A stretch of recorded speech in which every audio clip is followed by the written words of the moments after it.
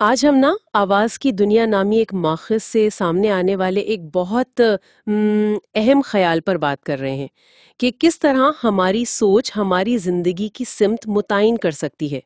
کامیابی ہو، ذہنی سکون یا اچھے تعلقات، ایسا لگتا ہے کہ ان سب کی جڑیں کہیں نہ کہیں ہمارے سوچنے کے انداز میں ہی ہیں۔ جی بالکل، یہ بہت دلچسپ نکتہ ہے۔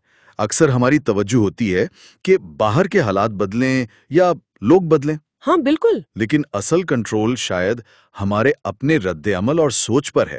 یہ جو تحریر ہے یہ بتاتی ہے کہ ہر فیصلہ، ہر عادت، یہاں تک کہ ہر جذبہ وہ پہلے ذہن میں ہی شکل لیتا ہے، اور یہی سوچ طے کرتی ہے کہ ہم مواقع کیسے دیکھتے ہیں، مشکلات کا سامنا کیسے کرتے ہیں۔ تو آئیے اس ماخذ میں جو معلومات ہیں ان پر ذرا تفصیل سے بات کرتے ہیں۔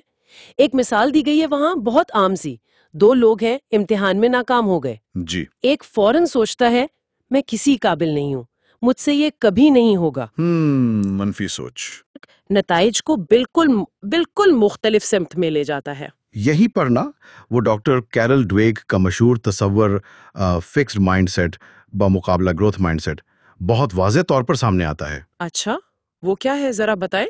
دیکھیے، یہ تحریر اس کی وضاحت کرتی ہے۔ فکسڈ مائنڈ سیٹ والے لوگ وہ یہ مانتے ہیں کہ ذہانت اور قابلیت بس پیدائشی ہے، مستقل ہے۔ یعنی یا تو آپ میں کوئی صلاحیت ہے یا نہیں، بس۔ بالکل، یا تو ہے یا نہیں ہے۔ اس کے برعکس جو گروتھ مائنڈ سیٹ والے ہیں وہ سمجھتے ہیں کہ نہیں، قابلیت کو محنت سے، سیکھنے سے، استقامت سے اسے پروان چڑھایا جا سکتا ہے۔ اچھا، ان کے لیے ناکامی کوئی اختتام نہیں ہے، وہ اسے سیکھنے کا ایک موقع سمجھتے ہیں۔ اور یہ تحریر یہ بھی کہتی ہے نا کہ گروتھ مائنڈ سیٹ رکھنے والے لوگ ناکامیوں سے جلدی سنبھلتے ہیں۔ جی ہاں، بالکل، وہ تنقید کو ذاتی حملے کے بجائے معلومات کے طور پر لیتے ہیں اور عموماً زیادہ پر امید رہتے ہیں۔ تو کیا یہ صرف خوش قسمتی ہے کہ کسی کا گروتھ مائنڈ سیٹ ہو، یا اسے بنایا جا سکتا ہے؟ نہیں، یہی تو حوصلہ افزا بات ہے۔ اس تحریر کے مطابق اسے بالکل پروان چڑھایا جا سکتا ہے۔ اچھا، یہ کوئی ایسی پیدائشی خصوصیت نہیں جسے بدلا نہ جا سکے، اور اس کی بنیاد وہ شروع ہوتی ہے اپنی سوچ کے انداز کو پہچاننے سے۔ ماخذ میں کچھ عام منفی سوچ کے نمونوں کا بھی ذکر ہے جو ہماری ترقی میں رکاوٹ بنتے ہیں، جیسے یہ خیال کہ میں کافی اچھا نہیں، یا میری تو قسمت ہی خراب ہے۔ ہاں یہ بہت عام ہے۔ جی، اور یہ محسوس تو بہت حقیقی ہوتے ہیں، لیکن اصل میں یہ صرف پختہ ہو چکی ذہنی عادتیں ہیں، یہ کوئی اٹل سچائیاں نہیں۔ تو اگر یہ صرف عادتیں ہیں تو انہیں بدلنے کے لیے یہ تحریر کچھ عملی طریقے بھی بتاتی ہوگی؟ جی بالکل، کئی قدم تجویز کیے گئے ہیں۔ پہلا قدم تو یہ ہے کہ اپنی اندرونی گفتگو پر دھیان دیں۔ اندرونی گفتگو یعنی ہم خود سے کیسے بات کرتے ہیں؟ بالکل، آپ خود سے کس لہجے میں بات کرتے ہیں؟ کیا آپ کسی دوست سے بھی ایسے ہی بات کریں گے؟ شاید نہیں۔ تو پھر خود کے ساتھ یہ سختی کیوں؟ دوسرا قدم ہے حقیقت پسندانہ مثبت اقرار استعمال کرنا۔ مثبت اقرار جیسے وہ ایفرمیشنز ہوتے ہیں؟ جی، لیکن خالی خولی دعوے نہیں، قابل یقین باتیں جیسے میں چیلنجز کا سامنا ہمت سے کرتا ہوں، اور یا میں ہر روز کچھ نیا سیکھنے کی کوشش کرتا ہوں۔ یہ تو ہوا اندرونی کام۔ کیا باہر کے عوامل، ماحول وغیرہ کا بھی کوئی ذکر ہے؟ جی ہاں، بالکل ہے۔